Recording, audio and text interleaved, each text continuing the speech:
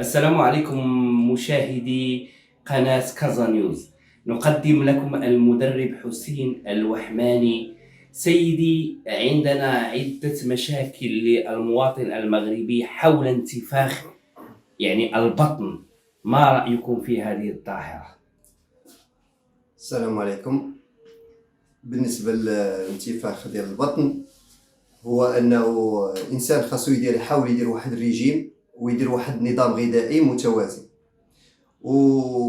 ويحاول انه يوازن في الغذاء ديالو ويشوف اش كياكل اكزاكتو، اش كياكل باش يحاول يجنب هاد الانتفاخات ديال البطن. وانتفاخات البطن شنو هي الأسباب ديال الانتفاخ هي البطن؟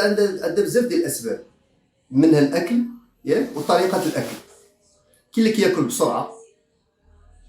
بسرعه ما كيهضمش مزيان. ثاني نوع الاكل، كاين بعض الاكلات اللي فيهم لي غاز، يعني بزاف ديال الاكلات خصو يحاول انه يتجنبهم ياك.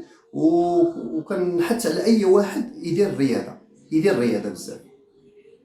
وشنو تنصح المشاهد بالتجنب ديالو انتفاخ البطن، او اللي عنده الانتفاخ البطن شنو هي الطريقه ديال العلاج لانتفاخ البطن؟ كاين عدة طرق باش انه يحارب هاد الانتفاخات ديال البطن. كاين ادويه صيدليه كتباع في الصيدليه، وكاينين اعشاب طبيعيه بحال البابونج مثلا، الكرويه، يقدر يستعملها فهمتي. غير هو يحاول انه ينتقي الاكل ديالو،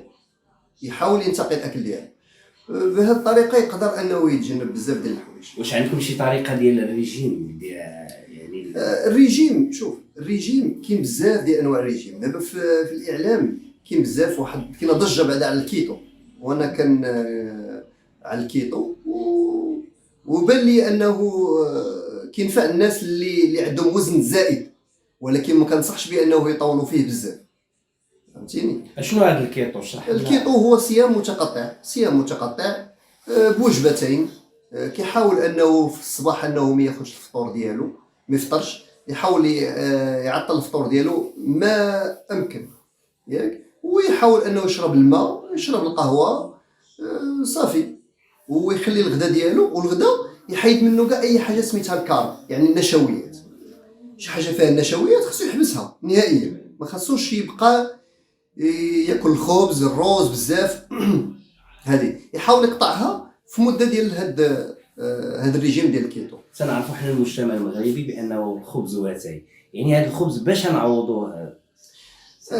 شوف، هي ثقافه مغربيه، ما نقدروش نستغناو عليها. غير انايا ما كنقولش الناس المغاربه كاملين يحبسوا الخبز، ولكن كنقول لهم ينتقيو النوع ديال الخبز. بحالاش ياخذوا الشعير، ياخذوا هذا النوع ديال الشعير ديال الخبز مزيان، ويحاولوا ما ياكلوش كميه كبيره من هذا الخبز هذا. يحاولوا انهم ياخذوا داكشي باعتدال، فهمتيني، باعتدال.